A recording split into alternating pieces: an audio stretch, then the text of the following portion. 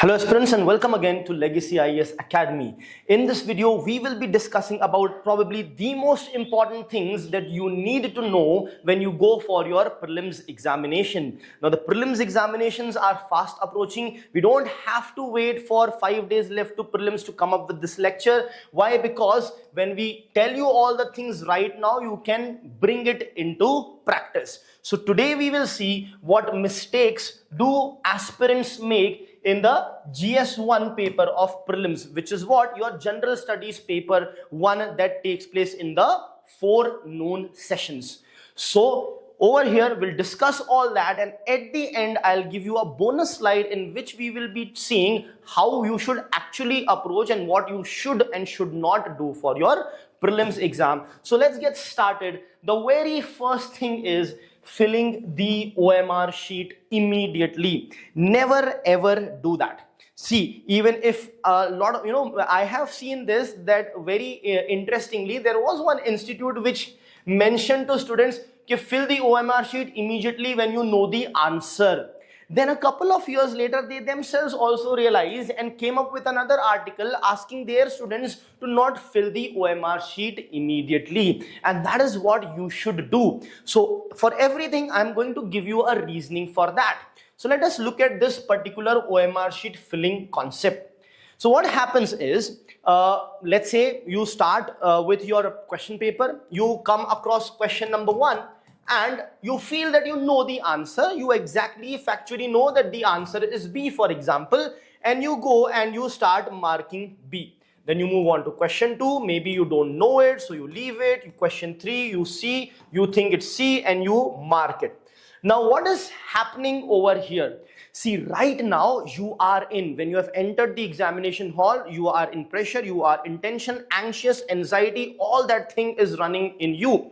Remember how when we play sports, we do a bit of warm-up. Why do we do a bit of warm-up? So that the body is habitual of running a bit and they do not get injured, and we perform at our peak. And when a person is completely warmed up, that's when they give their peak performance. Now, when that is true for your body, it is also true for your mind. So you need to calm down a bit. In the very first minute you are looking at a question and marking it, it is not going to help.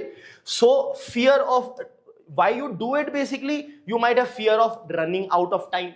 Okay? In CSET, maybe that happens. But in GS, maybe last year to some extent it has happened. But you should keep a track of time in order to ensure that this does not happen. You are anxious that you will not be able to mark the bubbles at the end, or you might feel, I am a very disciplined person. You feel a sense of completion. I know 1, I'll mark 1. I know 2nd, I'll mark 2nd. Avoid all these things. These things are not important in your test series. You need to understand how to manage time. You need to ensure that you fill the bubbles also, and forget about this false sense of discipline that is coming in your mind. Right now, this needs to be avoided. Now, why this needs to be avoided? Let us understand that. So why delaying this bubbling of the OMR sheet can help? See, the very first thing is it helps your brain to warm up, calm down, and think clearly. That is one thing. Second thing is the recall that can be triggered, right? So what happens is one question that you have marked already. Now the brain thinks it's complete, so the brain will not keep on thinking about it. But when you haven't, right, what happens is subconsciously your mind, even though you have moved on to the second question, subconsciously your mind is still working on question number 1, trying to fetch more information on that question number 1.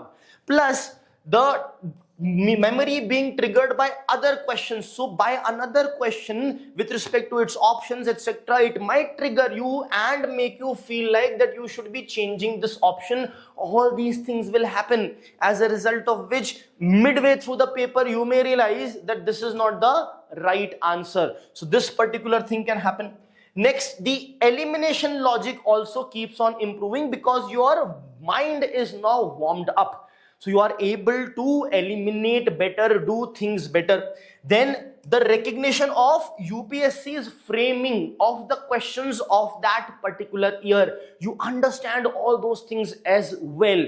So there will be so much of additional knowledge that will come to you if you just keep patient, right? So how should you proceed? Don't mark the OMR sheet first.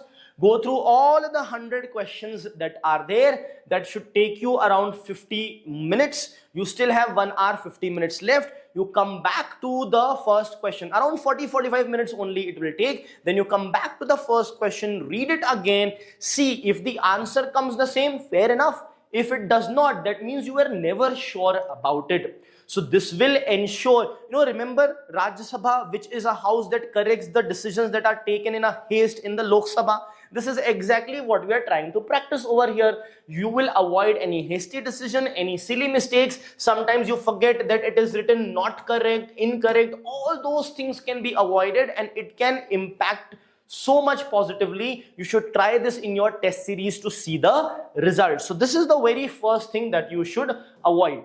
Second, the aspirants make mistakes of ignoring the PYQs, that is the previous year questions. Please never ignore that. In fact, even in next to next year students who are studying, next year students, next to next year students, they should also, the day they are starting their UPSC preparation, go through the PYQs. However, them going through the PYQs is going to be very brief. But right now, since the prelims is quite approaching, you should go into PYQs in detail. Now, what detail are we talking about? So whenever you look at a question, of course, you will look at the options. You will look at the right option. At the same time, you will look at the explanation that is given over there. But so you have to look at the right option, the explanation, plus whatever the other options are, you need to read a bit about those options as well. Because when you do this, what happens is UPSC basically repeats themes. Of course, the exact same questions are not as such repeated, but the themes are generally repeated. So you will understand the theme, you will identify the theme, and you will be prepared, because a question asked 5 years back, the options will be used to be asked questions this year, so on and so forth. So that is exactly what happens. So it will help you. This is how you should study the PYQ.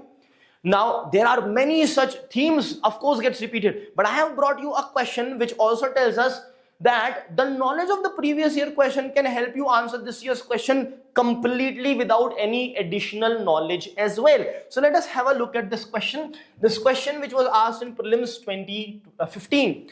The question asked, which of the following countries of Southwest Asia does not open to the Mediterranean Sea? Right. Now, here the correct answer is basically Jordan. It does not open to the Mediterranean Sea. If you have done the PYQ, now let us see the prelims question of 2017. Mediterranean Sea. So at least we know the theme, that UPSC is asking questions with respect to the different seas and which of the countries are there which open to it, do not open to it, this sea surrounds which countries. So you will be prepared, you should be preparing this theme as such.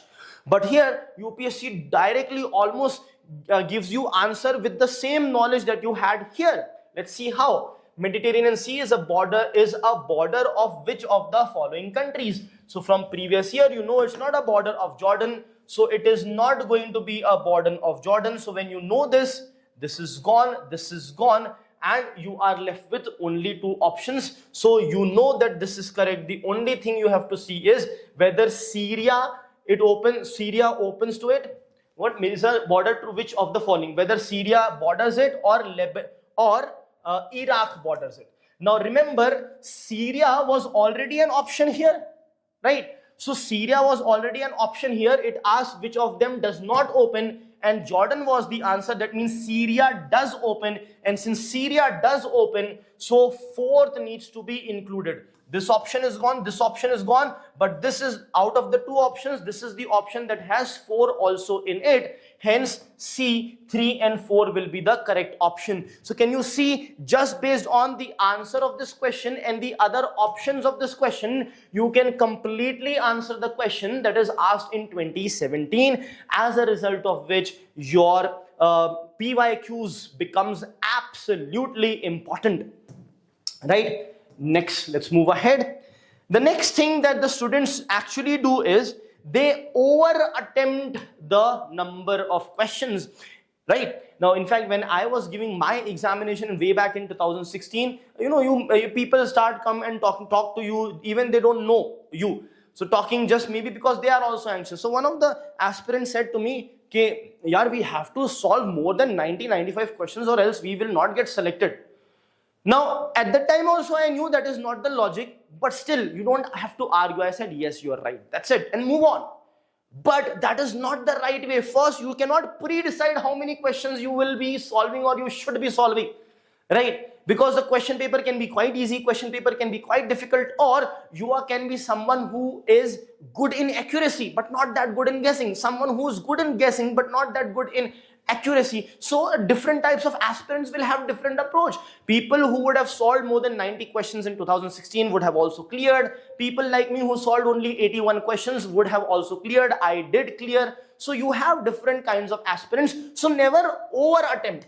When I'm saying over attempt, this needs to be taken in context with the difficulty level of the question paper.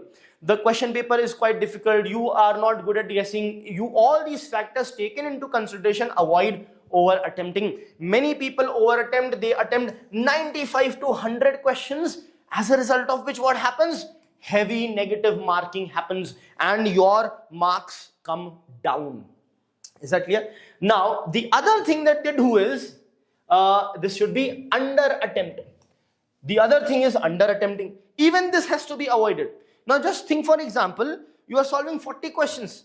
Do you think with 40 questions solving you will be able to clear prelims? Even if the cutoff is 76 for that matter, there will be certain questions which are wrong.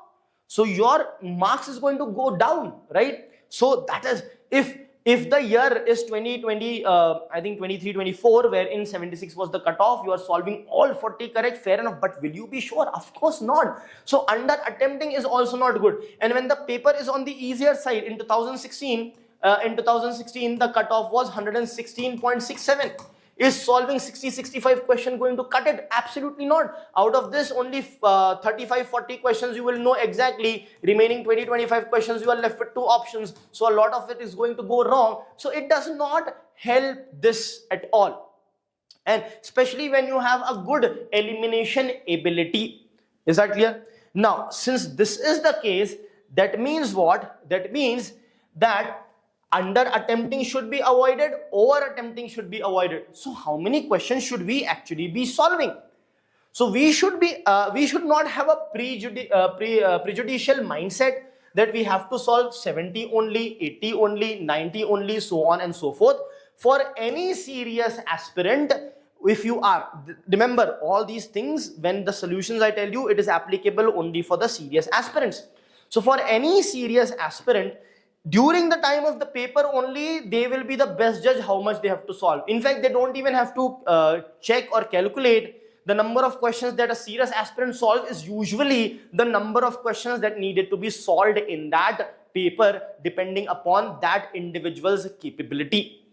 Is that correct? But if you want to just understand the out of the box thing that should be avoided here, so too much 95 and beyond needs to be avoided. 50-60 also needs to be avoided. There needs to be an optimum number that you should solve, but that optimum number is also different for different people. Some people can still solve 95 and clear, and some people can still solve 80 and clear as well. So what works for you? Are you someone who guesses well, or are you someone who is very good in accuracy? You have to decide this, and accordingly you should approach. And how do you decide this? Decide it, guys, in your test series. See, in your test series, when it comes to the full length test and stuff, of course marks is important in any test, and it will become important, but also use your test series to try to see, are you a good guesser or not? Sometimes try and solve all the questions and see what happens in the test series, so that you are prepared for your actual UPSC examination. So let's move ahead. Next, one of the most important thing is basically the psychological mistakes that people make during the examination. Now, what are these psychological mistakes that we are talking about? See, what happens is, people get different sets. So you may get set A, set B, set C, or set D. Now, set A may start with history, set B may start with science and tech, set C starts with economics, set D starts, let's say, with polity. Now let's say science and tech is your weakness and your set starts with science and tech, right? Now what happens, you make, or it can start with any subject for that matter, but the situation can so happen that you have this page, you have few questions on this side, few questions on this side. Let's say there are total 6 questions. Out of the 6 questions, you are not able to solve any one single question at all. You are able to solve 0. You don't know anything. What happens? You will be panicking, right? So you will panic. Now that is exactly what happened with me. First 6 questions, I knew the answer only to 1, 5 I did not know. So what should I do? Should I get panicked? No, absolutely not. I am a serious aspirant. I have done my preparation well. I am not able to answer. Others may also not be able to answer. Plus, also understand, there are still 94 questions left, right? So this 6 questions does not define anything. Third thing, after you go through the remaining questions, your mind is still working on these questions. It is going to get information. It is going to be somewhere in there. It is going to get the information. And I also ended up solving 5 of such questions correctly, right? So do not panic. Do not rush into all these things that I don't know it. Now what will happen? Absolutely not.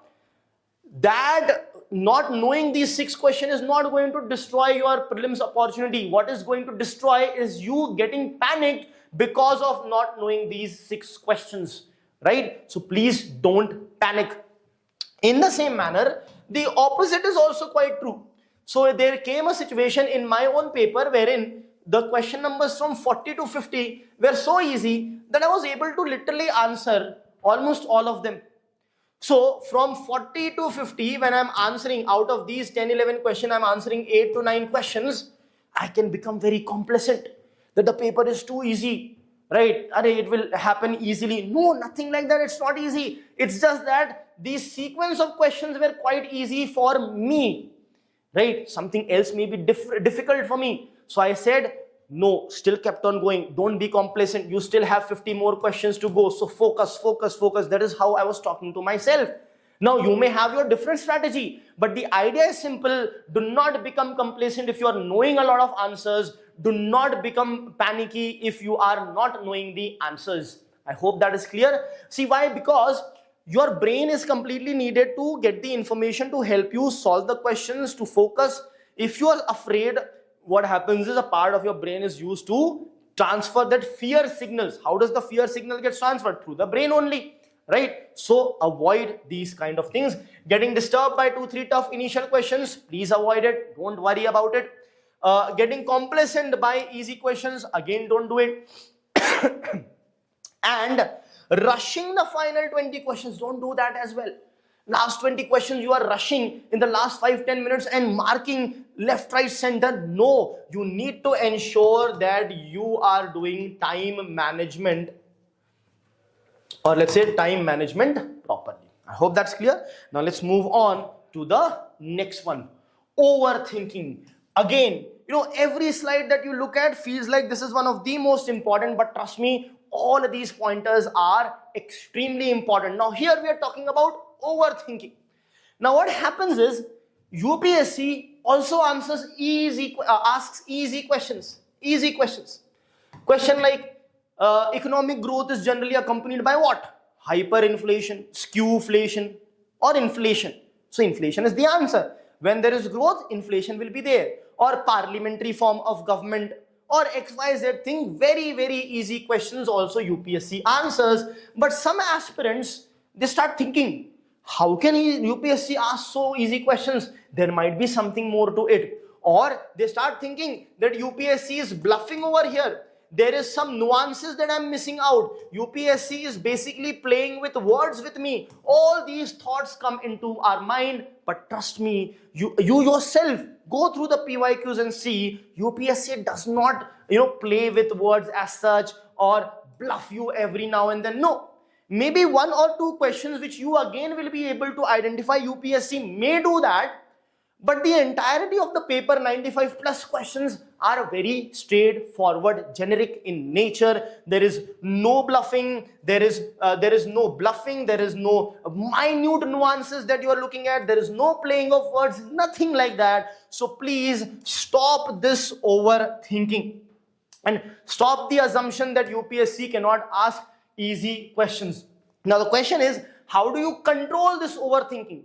Again, test series will help you to practice this. So in your test series, do not overthink, right? Without overthinking, just try to solve. You have to do it voluntarily so that it comes to you involuntarily during the examination. So if you are coming up with sentences, don't overthink, right? Don't overthink it. There might be something in detail. What is the first understanding you are having with respect to that in generic sense? Now, first understanding again does not mean you understand something and mark the OMR sheet. Remember the first slide. Don't mark the OMR sheet immediately. But yes, do not overthink a lot on this. You know, there might be some minute details. Avoid these kind of overthinking that might be there. Now, let's move on to the next thing. The silly mistakes.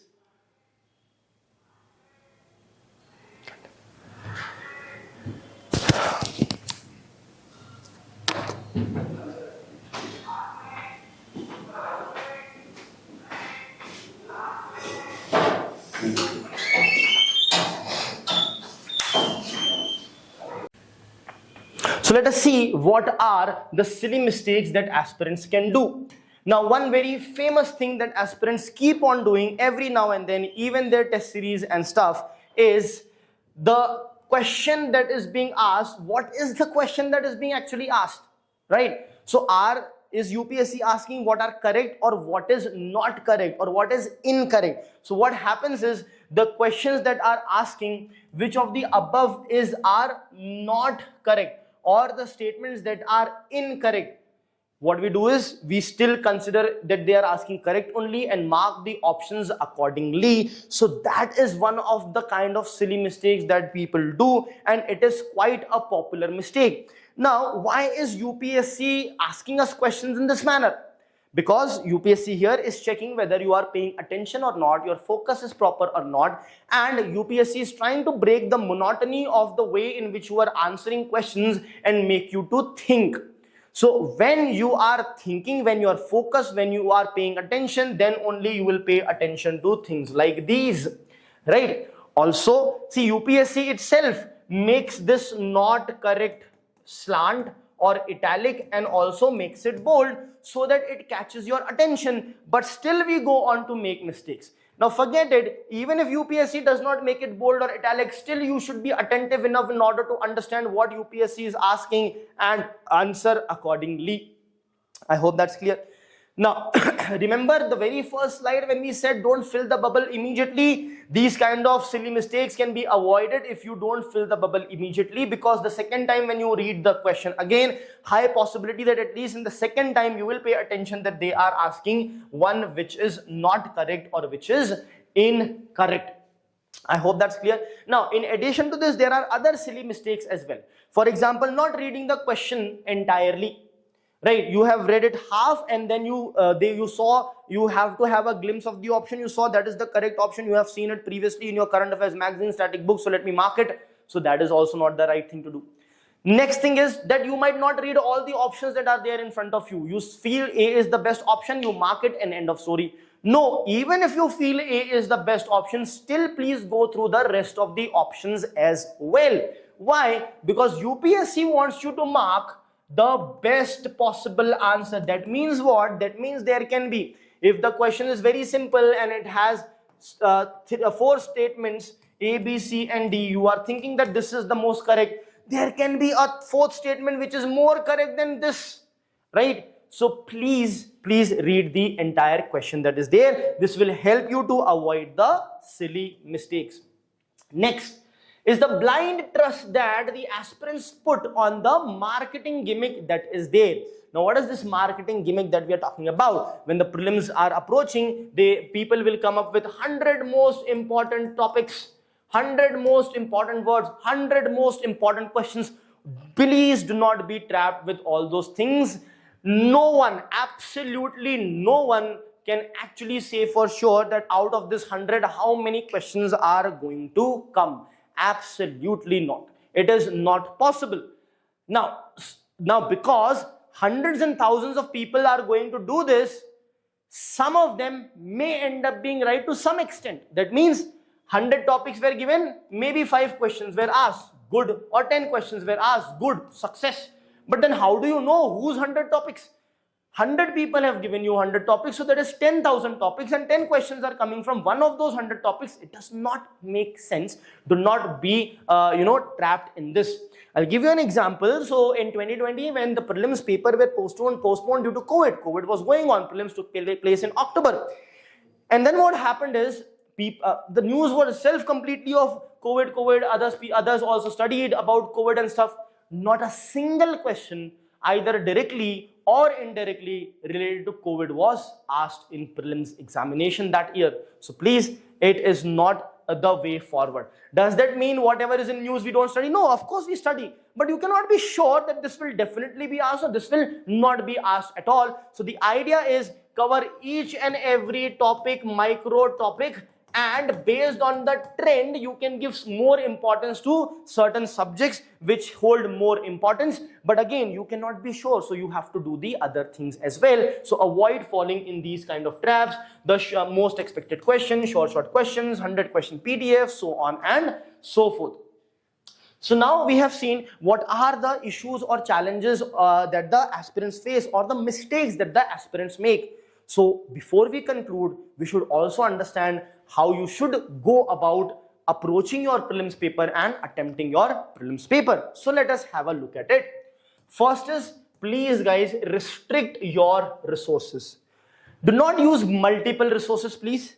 The multiple resources can only be used if, let's say for example, in a subject you have 20 chapters, you do 5 chapters from one resource, 5 chapters from another, 5 chapters from another, and 5 chapters from another. That is fair enough. But you cannot do this 20 chapters from different resources. Please avoid that. Instead of that, you should revise these chapters from one resource completely many times. 5-6 revisions have to have taken place. Same goes for your current affairs magazine also. Please do not go behind multiple current affairs magazine thinking that this current affairs magazine X has something extra, this Y has something extra, this Z has something extra. If you keep on comparing them with each other, one magazine may have something more than this and less than this. This magazine will have something more than this and less than this. There is no end to this permutation combination. So avoid this, restrict your resources, and please have multiple revisions, or else what will happen is you will feel like, okay, I know this question, I have seen these words, but you will not be able to answer. What is that? That is your lack of revision. So multiple revisions has to be there. Next is attempting test series and revising that test series. Yes, revision of test series is also important. So attempt the entirety of the test series, starting from the sectional tests to the full length test, all of them, and not just attempt it, read it and revise it also. When you give the test, you get the answers with explanations, go through that, go through the explanations as well, and revise the test series as well. One good test series, when you revise it, you will be able to solve around 30 questions based on the knowledge of that test series alone. Next, not marking answers in the first go, which we have discussed in detail in the initial slide. And do not be tensed. If you are getting tough questions, do not panic. Nothing to worry. There will be other questions which you will get, and the same tough questions you will be able to solve because the knowledge will come. Just be patient. Then do not be complacent as well. If you are getting the initial questions or some sequence of questions correct, do not be complacent. You might still make mistakes, right? And then at the end, please remember, this is the most important point of the entire lecture, that at the end of the day, it is just another exam. If you consider it to be your entire life and everything, what will happen? See, even if you consider it to be, if you approach in that manner, you will be putting additional pressure on yourself and you will be playing the event, not the paper. So when the event is magnanimous, a big event, do not focus on the event. Focus on what you are supposed to do. That is what happens. Even the athletes, when before the biggest of the matches, the finals of the World Cup, of the Champions League, etc., they simply tell themselves it is just another match. because if you don't, you will be overwhelmed by the event. So remember guys, this is just another exam. Those people need to worry or take stress who are not studying at all. They need to take a bit of stress in order to get out of their bed and comfort zone and start studying. If you are already a serious aspirant, studying and giving it your all, then please understand it's just another exam. Do not take any tension or pressure on yourself, and you will definitely do best. Thank you.